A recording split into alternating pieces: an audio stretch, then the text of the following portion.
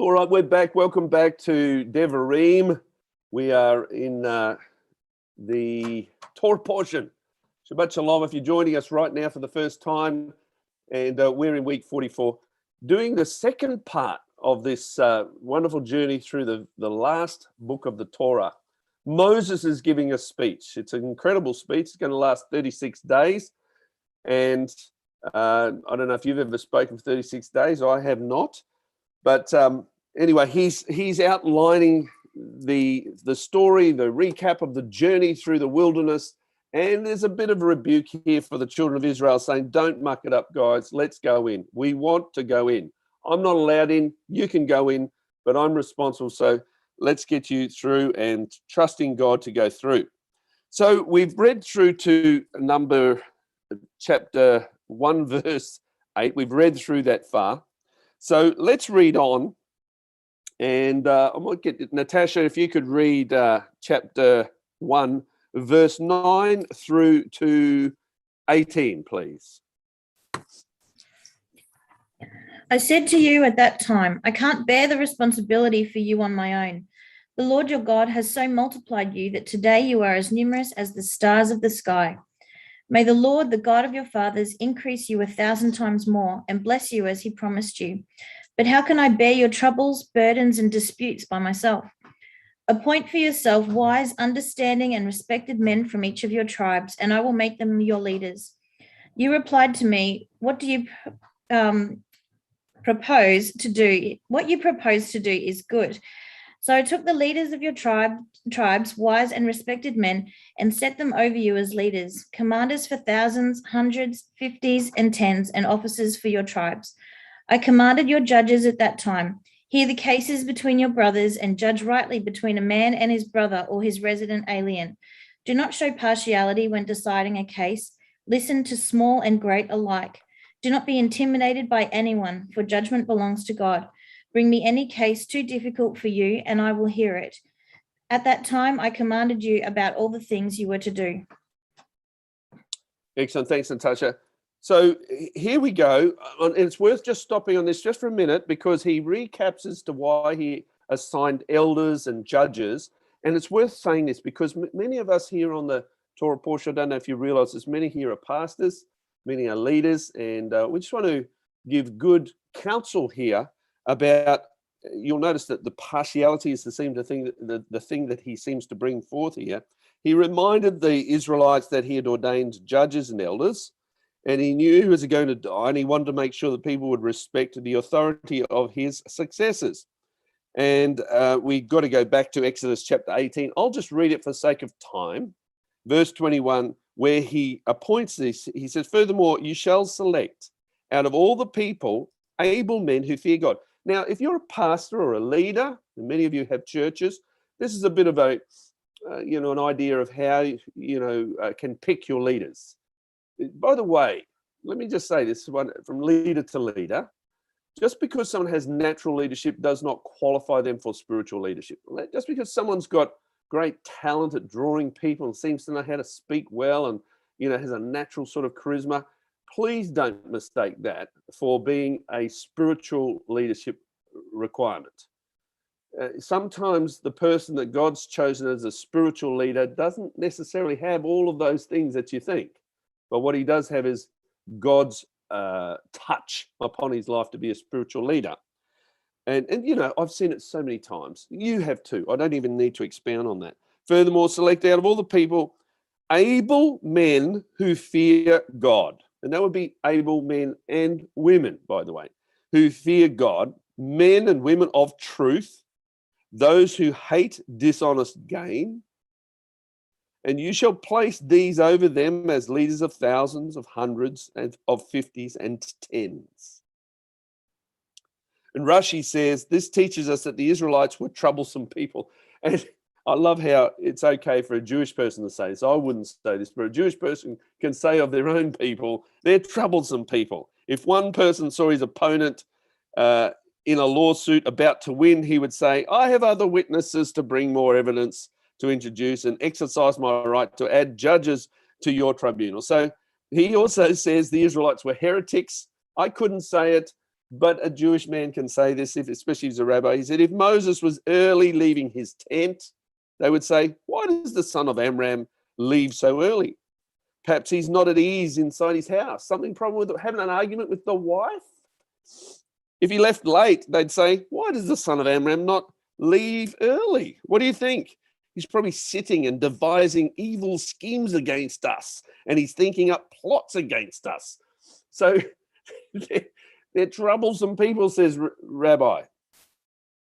The Israelites were contentious, So anyway, he goes on and expounds all the problems with the Israelite people. And so Moses is saying, appoint leaders. Let's just look at this as a biblical mandate that, to get anything done, we're going to be requiring leadership of some description. If you're running a church, running a business, you're running anything spiritual, you're running a Bible college, running whatever it is, you're going to need leadership of some description. So how do you pick your leadership? Well, obviously, they've got to have the skills involved. But before that, if it's spiritual leadership, let's look at what the scripture says about that.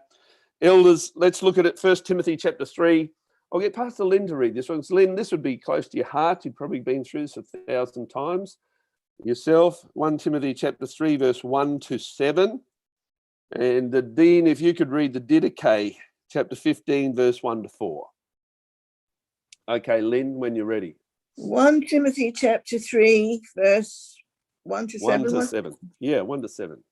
Okay, qualifications of overseers. This is a faithful saying. If a man desires the position of a bishop, he desires a good work.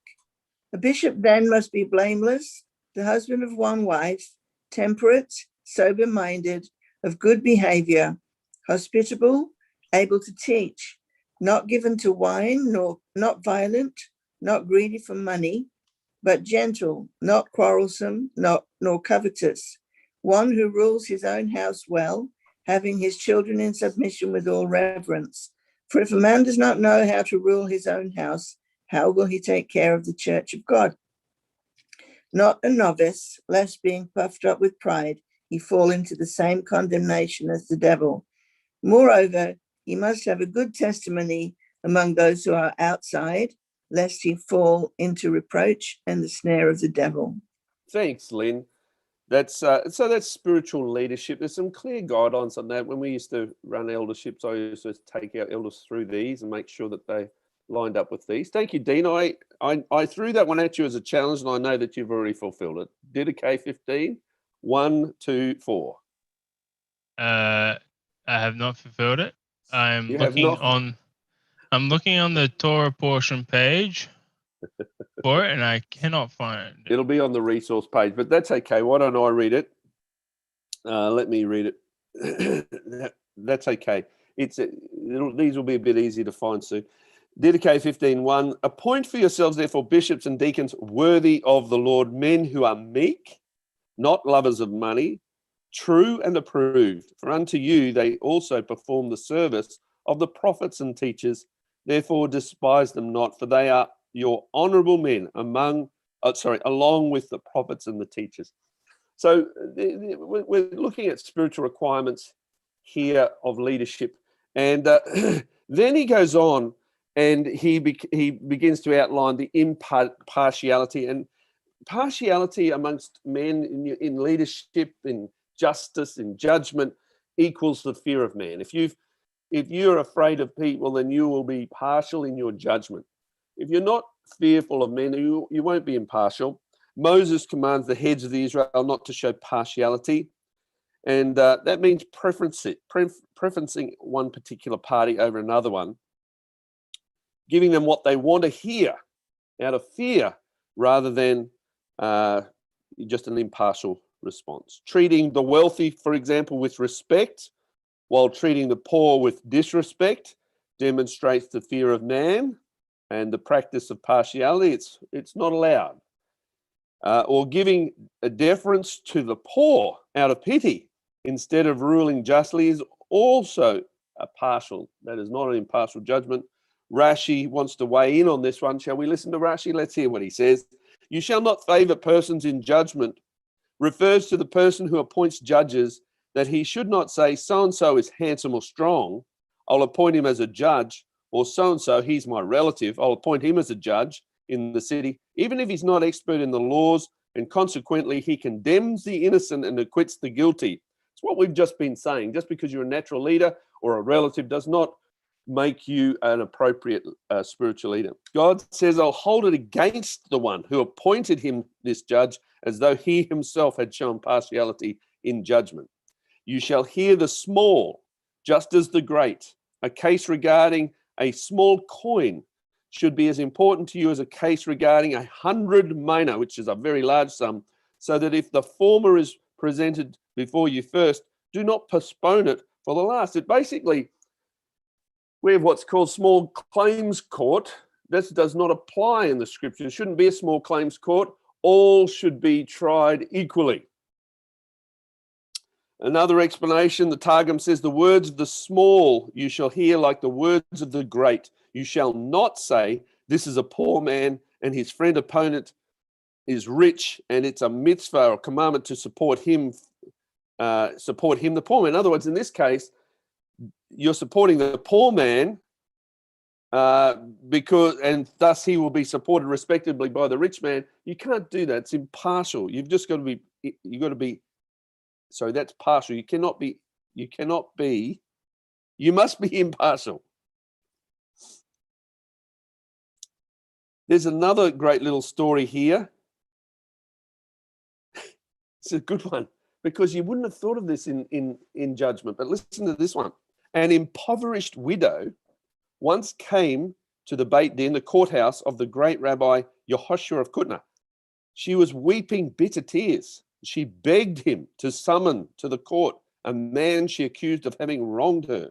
Rabbi Yehoshua summoned the man to appear before the court, but at the last moment referred the case to another rabbi, refusing to preside over it himself. The Torah forbids the taking of bribes, he said. Someone said, do you think that a bribe is only a gift of money? Tears can also be a bribe that blinds the clear-sighted, especially the tears of a poor widow. Wow, there you go. You can be moved. Have you ever seen it? When a woman cries, our hearts melt, don't they, men? Yeah. So they can be bribed. Jesus says this, Matthew chapter 10:28, do not fear those who kill the body but cannot kill the soul, but rather fear him who's able to destroy both soul and body in Gehenna. James 2:8, if you really fulfill the royal Torah according to the scriptures, you shall love your neighbor as yourself. You do well. But if you show partiality, you commit sin and are convicted by the Torah as transgressors. Okay, so partiality is the key with leadership and justice and judgment, etc. Any questions on that subject? Yes. Yes. Where I'm all for impartiality, but where in terms of legalities and law and transgressions, is it just referring to those sort of instances? Because where does compassion sit on the spectrum? Like, I understand like a impoverished widow and, you know, tears are a wonderful commodity as well, but there is also compassion. Would it then be transgressing a commandment to perhaps waive a debt for an impoverished widow, but not do so for someone who, you know, definitely could pay a debt or a loan, something like that? I think let's just take that instance there, and I think the point being is that whether she's right or whether she's wrong, that's not the point at this point, because she hasn't been judged, but that because he has been moved by her tears already, then it's possible for him to already have pre-decided in his mind, an outcome which might not be impartial, especially if the other person's completely innocent. So this is a pre-judgment decision. This is a pre-trial decision, what was made there. And of course there should be compassion in that, but this is just impartial. That's different to the judgment, that's the either the punishment or the consequence of the outcome. So that's two different things here. You can call someone as guilty, then you've got to work out what the punishment is. There's two different sections here, but this is in judgment. You know, a person can be, guilty of murder, but get a different punishment from someone who else is. That's up to the as far as I'm understanding in today's world, the judge decides the punishment, the level of punishment. The jury decides whether they're guilty or not. All right. Any other questions? That okay, Tash? Yes. Okay. Any other questions there before we move on? Kelly, did you have a question there? No. Okay. All right. Well, let's move on, shall we? Let's go into. We're going to looking at the time. I will say that. Let me just have a quick decision time. Quick decision time. Because this next section, let's read it. We'll read it anyway. We might only touch on it briefly. So I'll just ask.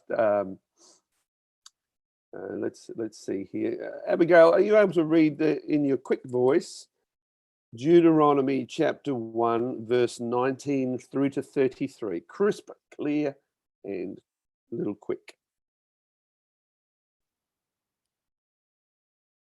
I need to find it.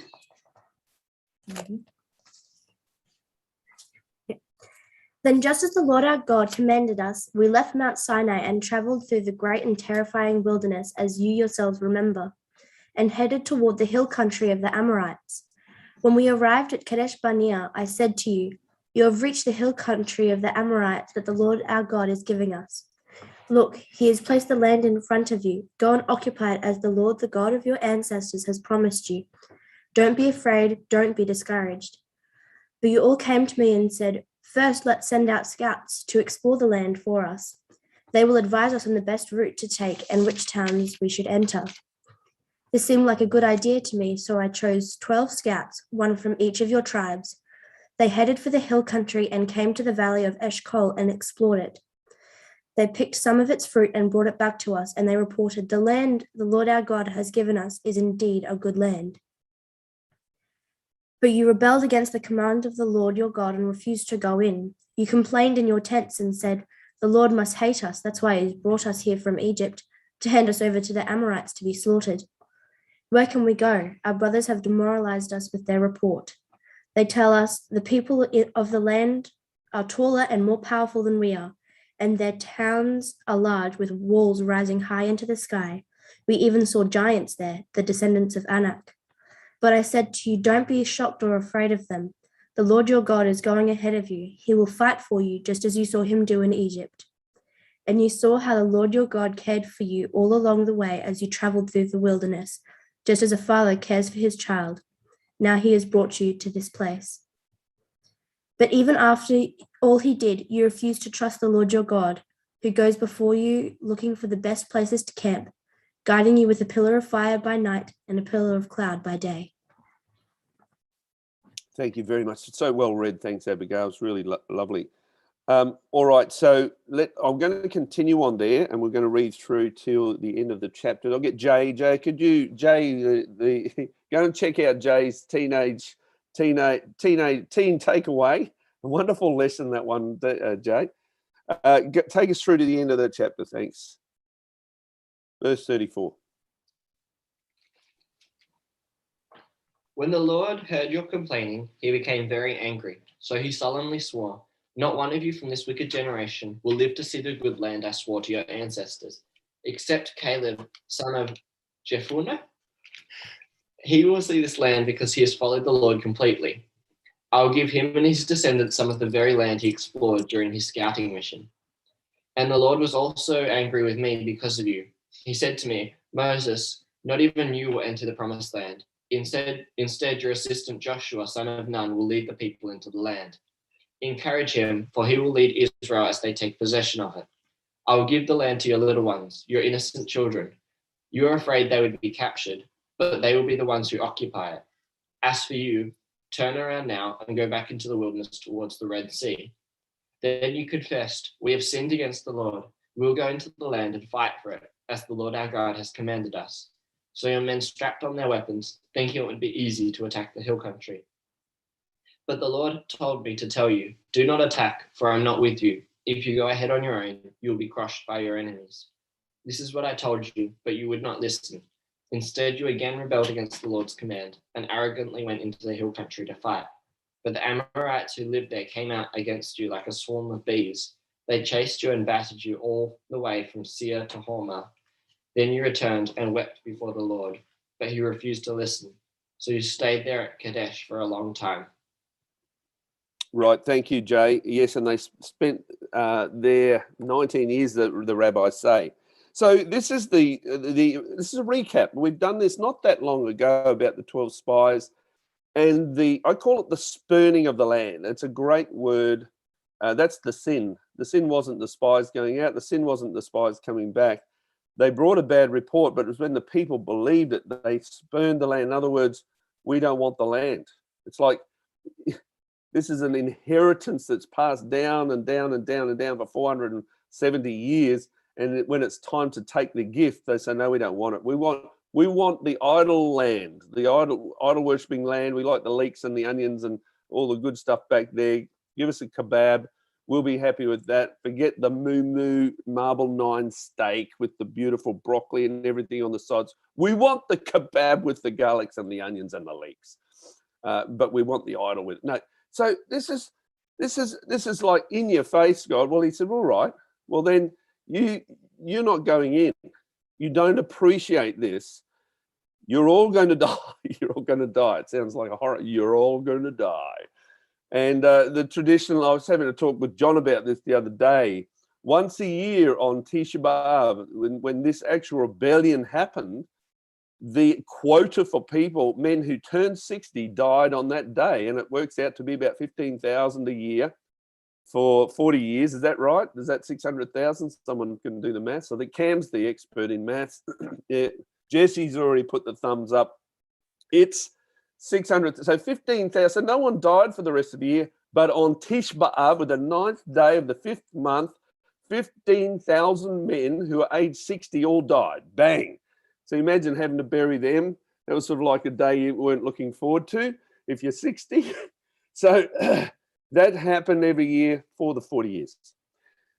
So God arranged for another lot to come in, and so that's where the second 600,000. But it's good to know. You think about why the Lord would do this.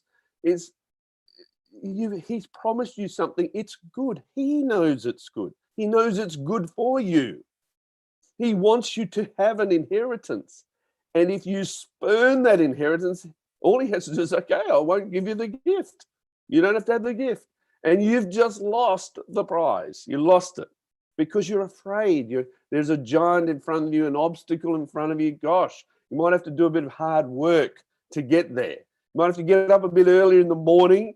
In their case, they would have to pull out their swords and they'd have to go in and fight and just take it. But everywhere their feet would tread was theirs because God had given it to them. Remember the battle with the Midianites. They didn't lose a single person, not one. 12,000 men went out, 12,000 men came back. If God is fighting for you, you can go forward with confidence, whatever his promise is for you. If it's to go on the mission field, you go. If it's to start a business, you expect God to bless you. Just don't spurn him and say, no, I've had enough, I'm out. Anyway, that was my little preach. But Tish B'Av. So this day, Tish, the 9th day of the 5th month, I can see their joy on there. Have you got anything to say about Tish B'Av? It's coming up, isn't it? It's 2 days away. Do you want to say anything?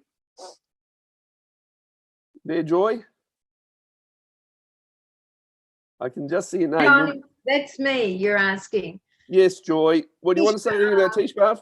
Oh, well, everybody probably knows it's the greatest day of mourning, for Jews in their year. So many tragic things have happened over the centuries, and Christians perpetrated a lot of those tragedies. And I think I might have said to you, Greg, I was shocked last time I was there to hear they even have liturgies about Christian atrocities committed that they mourn. They mourn in their synagogues on this day. So that's very sad. But as we know, Jewish-Christian dialogue is happening more than ever, first time in 2,000 years of history. So we're on the up and up. Yeah. And what normally happens, Joy, do you want to tell me what normally happens on Tisha B'Av? What would be a... Well, there'll be a gathering on the promenade tonight where they go through Lamentations, reading Lamentations. No food, no drink for the next 24 hours. Some will probably attempt to ascend the Temple Mount. That often ends in violence. But yeah, it's a time to commemorate and work on these days becoming days of joy in the future. And for many of us, we feel it's as Jews and Christians join together, you know, that they will become days of joy. Yeah. And what would Christians be doing to be involved in this? What's your what will you be doing? What will people you're around be doing over this period? Joy, have I lost you at this critical moment? It's like, Joy, just try again, Joy. Your internet's a bit slow. What would Christians be doing? We lost you there for a minute. I thought that you might have gone off and had a cup of coffee. I just got spot. I'll be looking at videos probably, and just aligning myself, you know, with their mourning, MOURNING. Yes. Just to keep in sync with where they're at. And of course, they will count it all joy when that third temple goes up again. If it is the third temple, I don't know which one it is really. Enoch would know more about that. You're right. We should have a teaching from him sometime probably on it. Yes, well, he's coming up actually in August. So he's going to be teaching. So look, what Joy's saying, there's Tisha B'Av. Now, what happened as this all started because they spurned the land, and that day became historically a terrible day for the Jewish people. The first temple was destroyed, and the Babylonians took them into captivity. It was rebuilt. Jesus predicted or prophesied that the second temple being destroyed. It happened on Tisha B'Av as well. Coincidence? I don't think so. Josephus even said you can't think that that's a coincidence, that the temple's destroyed, the first one and the second one on the same day. Horrendous things that happen through history on this particular day, which is what Joy was referring to. Not all of them, obviously, instigated by Christians, but some horrendous ones have been, and we must be mindful. The Jewish people at this time, if you want to fast, it's usually a fast without water or food, and just to join with them in prayer over that period of time, you're most welcome to do that. And the fast is still in place because we find that at the rebuilding of the second temple before it was destroyed. So in the days of Zerubbabel, and the fasting was, they came to Zechariah. They came to Zechariah. I can't remember if they came to Zechariah, but he comments on it. They came to the priest to ask. This is chapter 7 and verse 3 of Zechariah. They asked the priests who were in the house of the Lord of hosts and the prophet, saying, should I weep in the 5th month and fast as I've done for so many years? If you're a Bible scholar or just want to go to Zechariah chapter 7 and verse 3, when it talks about the fast of the 5th month, that's what this is, the Tisha B'Av fast. If you go to that and write it in there, you'll know forevermore when you read Zechariah, he's talking about Tisha B'Av.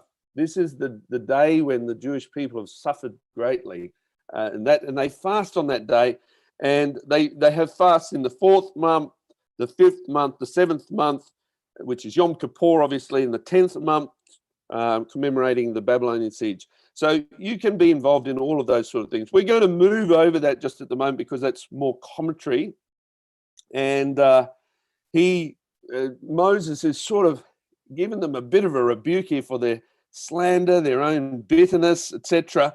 And we got through to the end of that chapter very nicely. Thanks very much, Jay. All right, let's move over to chapter 2 and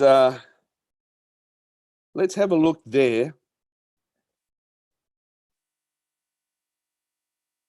Let's start in chapter 2, and we'll get a little way in this, and then we'll have to call it. So let's read there. Julie, perhaps if you're able to read Deuteronomy chapter 2, might get you to read, let's say, 8 verses. Are you there, Julie? Yes, sorry. Deuteronomy chapter 2. What verses, Greg? Let's go through to 9, actually. Verse 1 to 9. Then we turned and journeyed into the wilderness of the way of the Red Sea, as the Lord spoke to me, and we skirted Mount Seir for many days. And the Lord spoke to me, saying, You have skirted this mountain long enough. Turn northward and command the people, saying, You are about to pass through the territory of your brothers, the descendants of Esau, who live in Seir. And they will be afraid of you. Therefore watch yourselves carefully. Do not meddle with them, for I will not give you any of their land, no, not so much as 1 footstep, because I have given Mount Seir to Esau as a possession. You shall buy food from them with money that you may eat, and you also shall buy water from them with money that you may drink. For the Lord your God has blessed you in all the work of your hand. He knows you're trudging through this great wilderness these 40 years. The Lord your God has been with you. You have lacked nothing.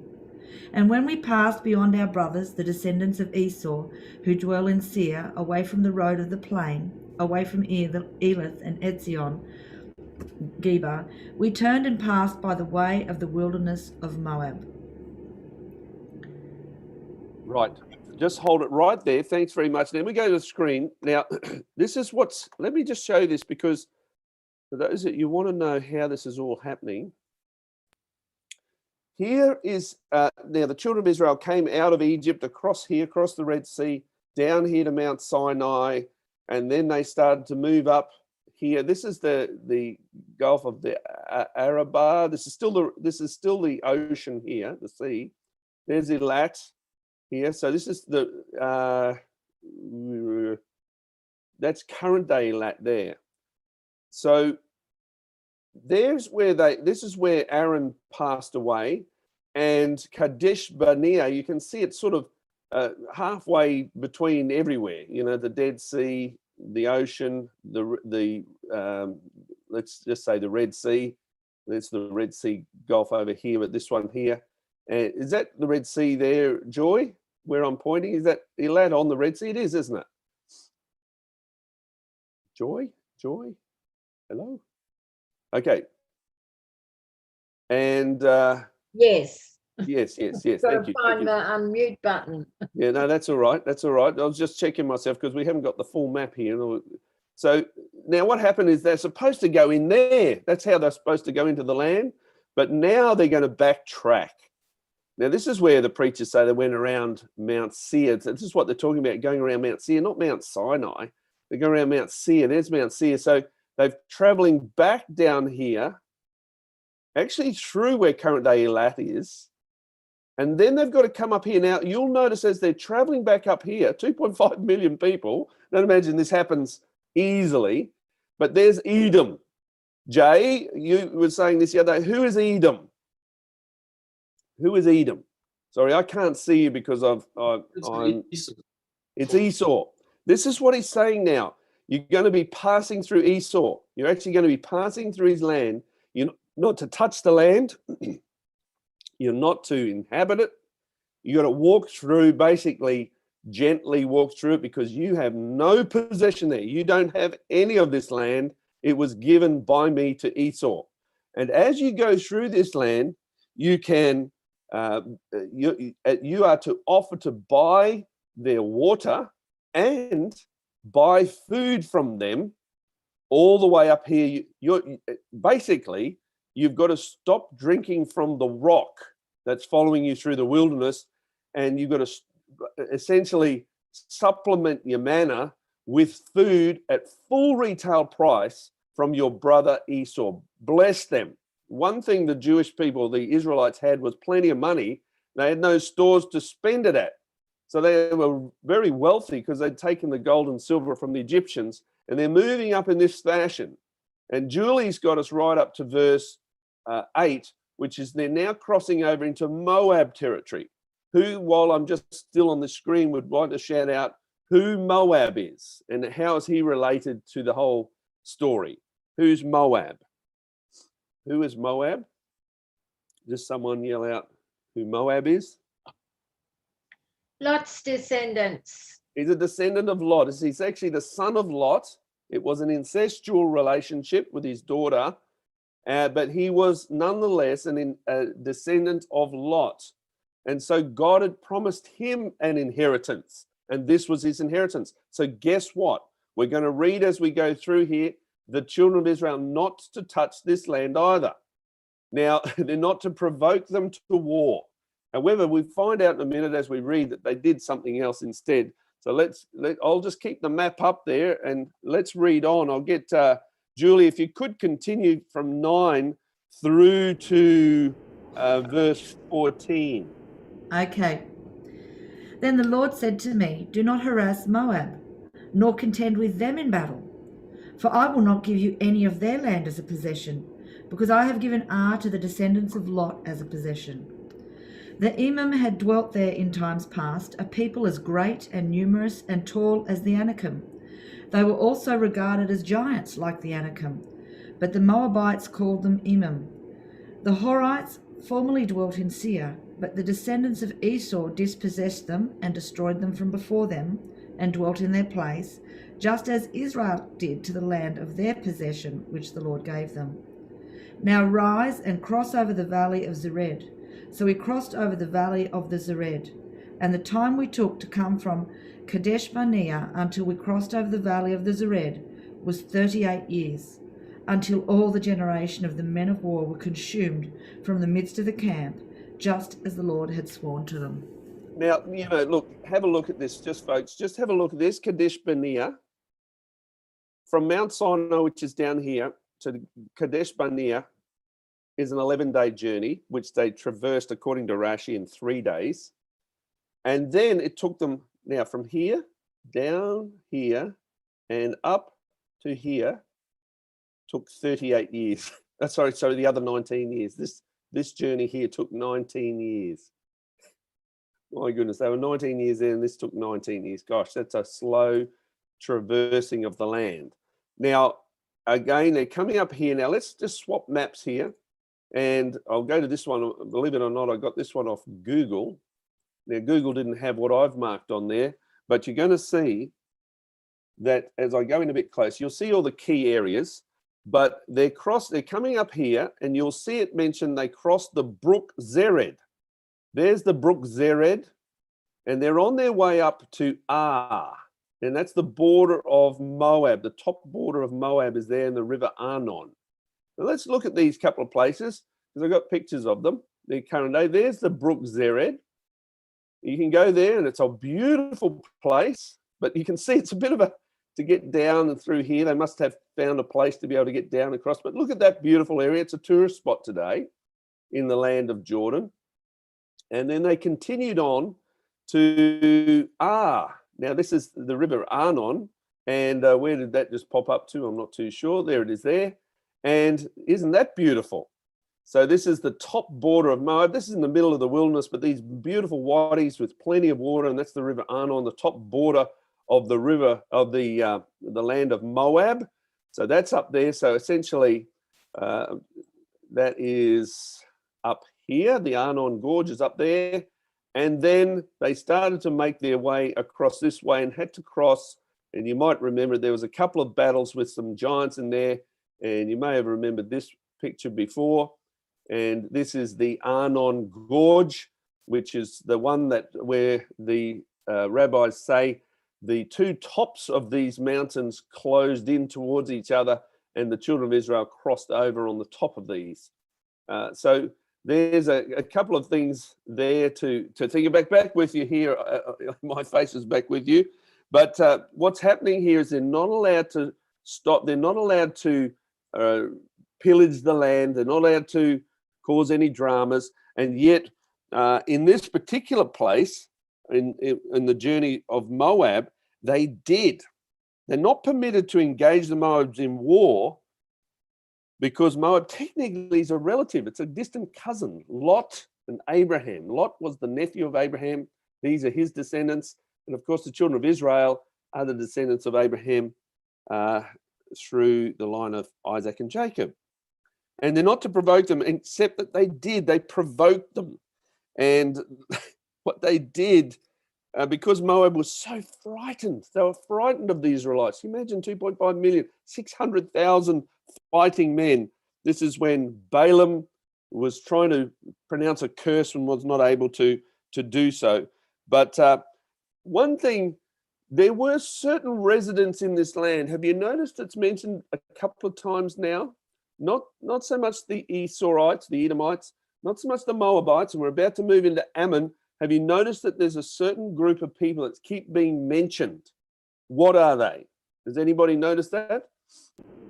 The Amalekites, the giants.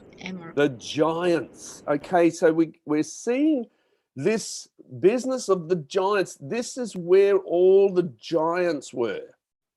And the giants were predominantly Amorite. And where did the giants come from? Well, the rabbis say that the giants, ruled by Sihon and Og, were angelic beings that had come down and had crossed, what's the word I'm looking for? Crossbred with humans. And these were the last remnants of these, and they're giants, and they're, gone into look at that. We won't get quite to this, so I'll just say it now, but Og was the last giant to be destroyed, was believed to have been around in Abraham's day. So he was of great age. And so he was, his bed was, I think it was 9 cubits long, and it was his bed was 4 cubits wide. Now, a cubit being 18 inches standardly on a normal man makes him 13.5 feet long and quite wide at the shoulders. A bit like Cam.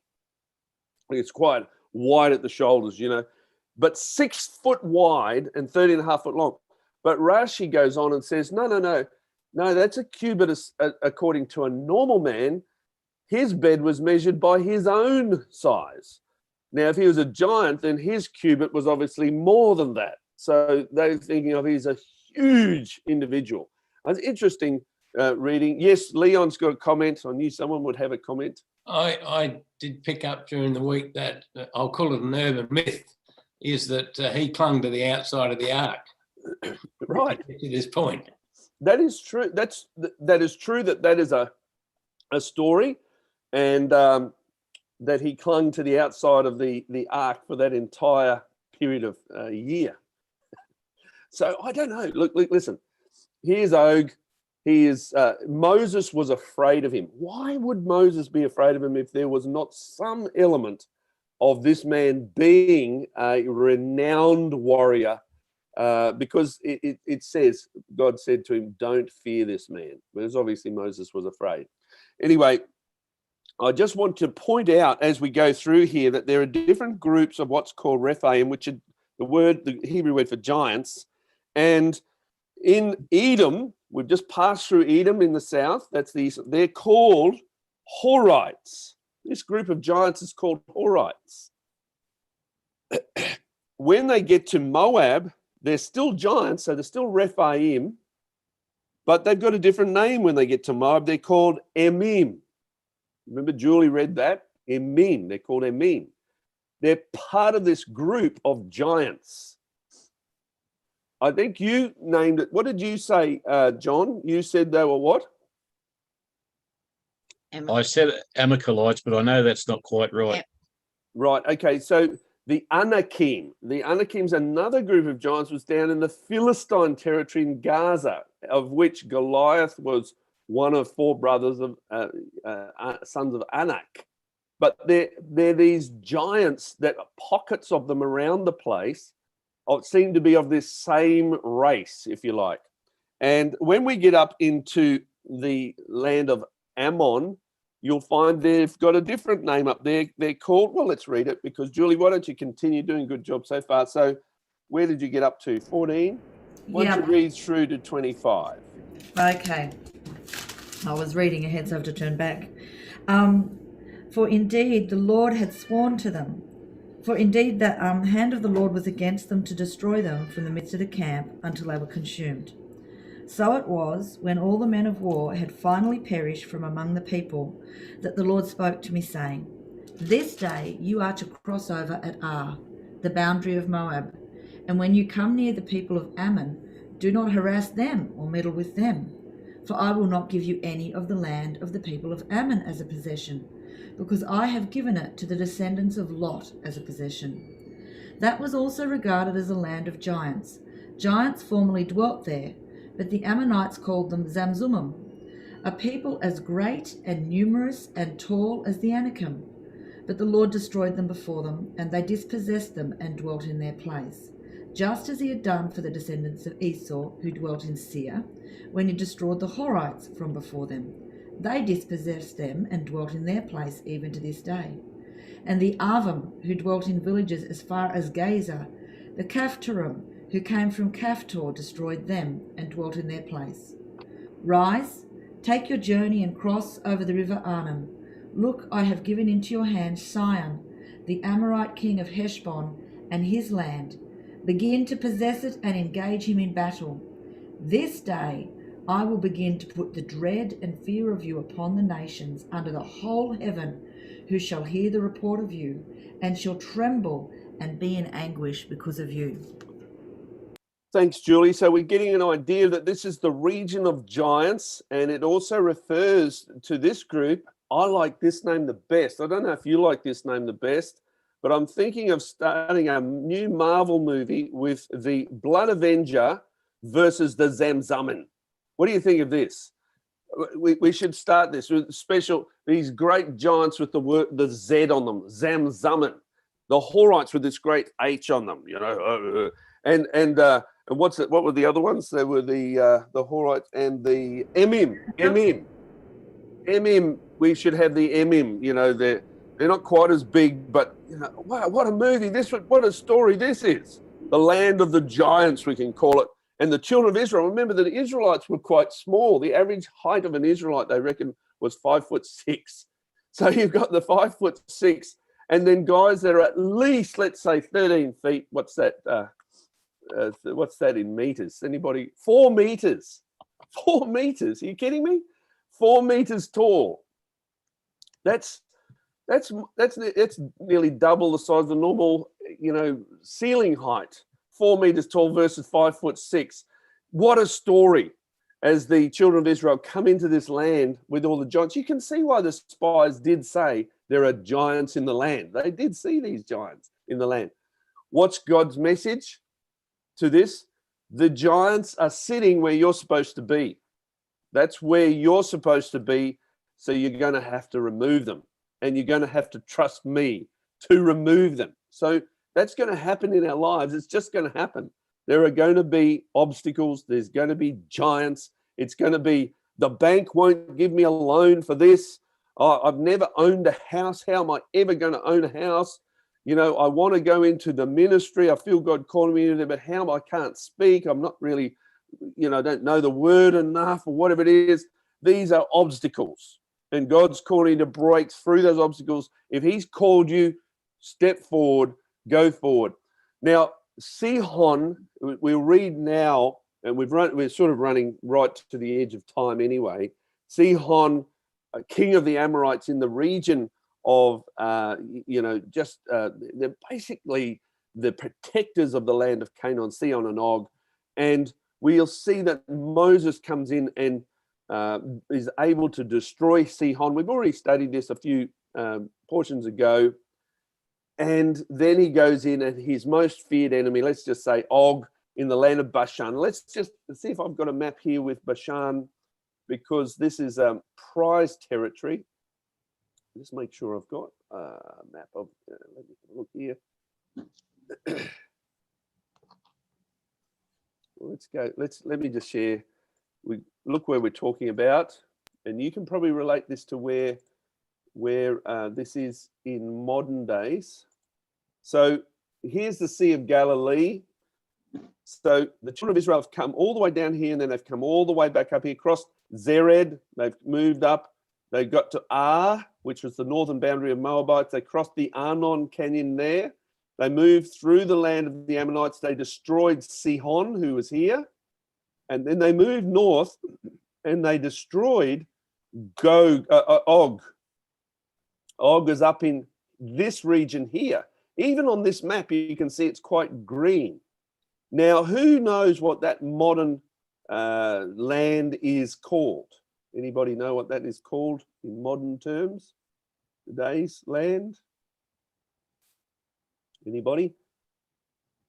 We know that this is all Jordan now. You can see it actually written there. Golan Heights. This is the Golan Heights. People would know that, surely. Well, yes. So everyone knows that, but they were just fighting to get to their microphones.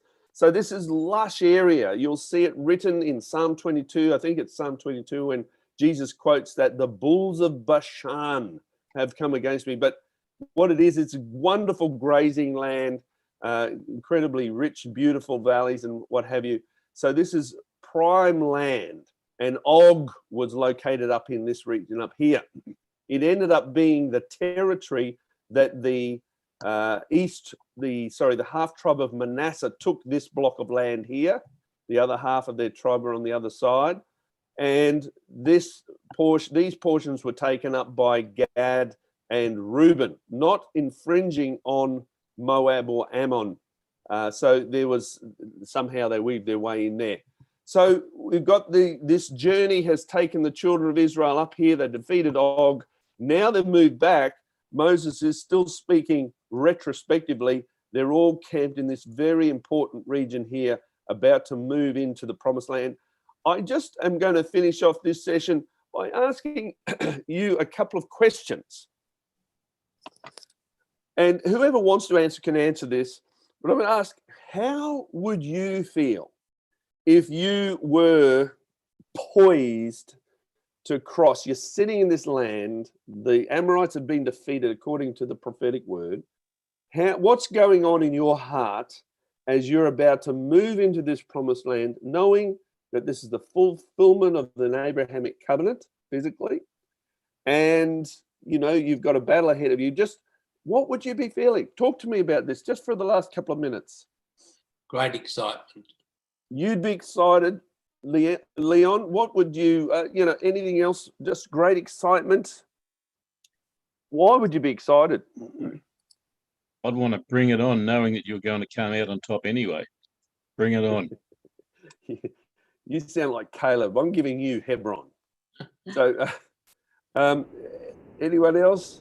I think with all the encouragement that Moses had given, and I hadn't noticed that before when I'd read this passage, but he kept talking about how he'd allocated this plot of land to that person and this plot to that person, and they'd driven out the giants. And I think there'd be a sense of a prophecy finally about to be fulfilled.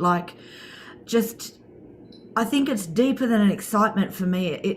I can't put into words, but that's what's going on in my heart, just listening to that. I think that's a good point you make, though, is that he's now speaking these words after the battles against Sihon and Og, and he's defeated them. No one could defeat these guys. He's just defeated them. They are the protectors of Canaan. You're right. I think that's got to play into how you'd be feeling right now if you're the Israelites. If they were still ahead of you, maybe there'd be some trepidation, but surely knowing that you've just defeated the worst of the bunch, you've now got the land in front of you. Yes, Lynn. I think I'd have a much greater confidence in God. Right. You know, that would just make him even more real, wouldn't it? Because everything's come to pass. Right. Yeah, it's a great point. Right. You've got some historical prophetic fulfillment behind you now. So you'd have hope for the future. You'd believe the rest of it. You believe the rest of it. Now, Now, that's an important point. What's the rest of it? What's Lynn referring to as the rest of it?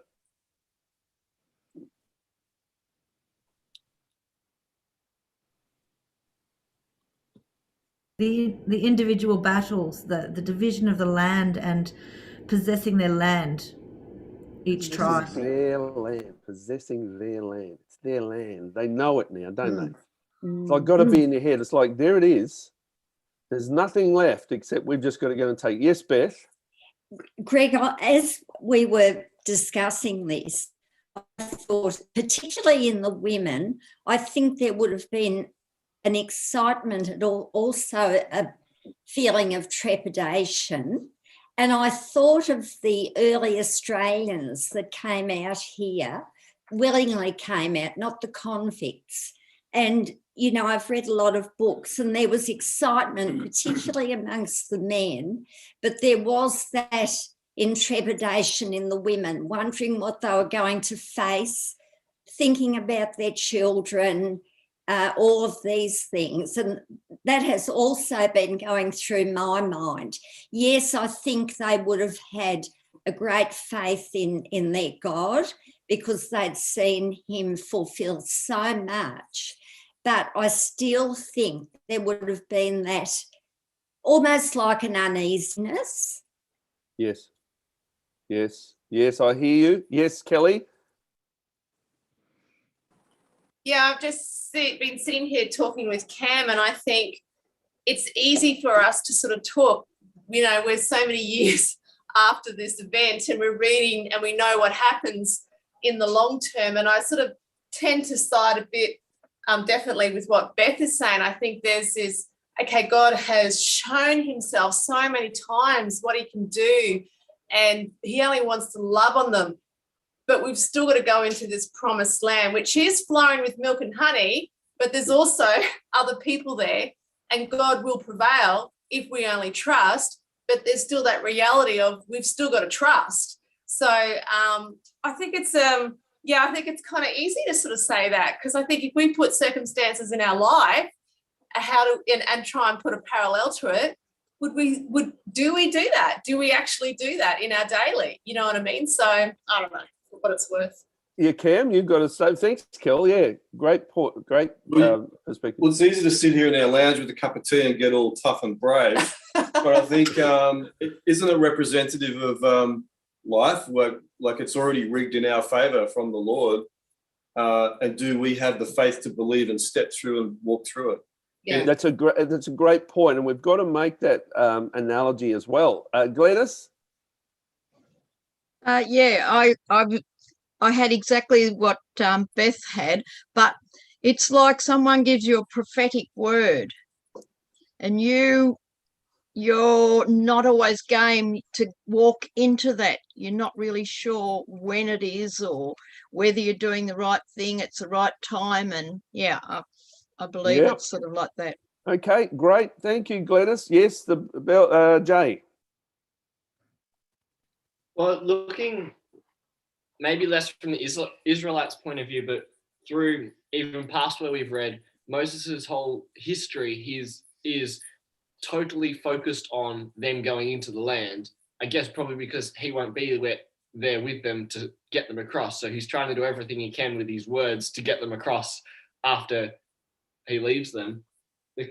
Because he spends a lot of time on the scouts and their father's rebellion, and then skips through all the things with the Midianites and goes straight to Og and Sihon, and he only is talking about things that are relating to them entering the land, and goes very, very briefly over their wanderings and kind of goes, okay, from here, skips the 39 years until the last year of when they actually did something. I'm pretty sure that's to encourage them that they're able to take it and they're definitely going to do it. Yes. Yeah, great point. Great insight there. Thanks, Jay. Okay, so sorry, Dan, is you saying something there, mate, or you buying property? Yes. Yeah, just quickly, like, just I guess the sense that this is the next generation seeing the acts of God as well. I'm not sure what they knew from Egypt, but because the first generation, died in the desert, but just being there and seeing God's kingdom work for you would have just been stunning. Yeah. It would have been, and you have to be there. This is the moment of everything, the culmination of the Abrahamic covenant, and then we will learn. We've been talking about what it felt like from this side, as if we were in the Israelite camp. What on earth was it looking like for the people in Canaan to have seen Sihon and Og, their protectors, just be destroyed by the Israelites? What was going through the mind of the Canaanites? We're going to hold it up right there because we're right on time. You've been such a blessing today. It's lovely to have you join us today for the Torah portion. Tons more next week. Kelly's going to be taking us through the Canaan. We can't wait for this. I can't wait to be watching that myself. We're going to be away for a week, so we'll be watching though. We'll be online watching. So have a wonderful week. God bless you. Shabbat shalom. Love you very much, and we'll see you again next week on the Torah portion. Bye for now. Thank you. Bye, everyone.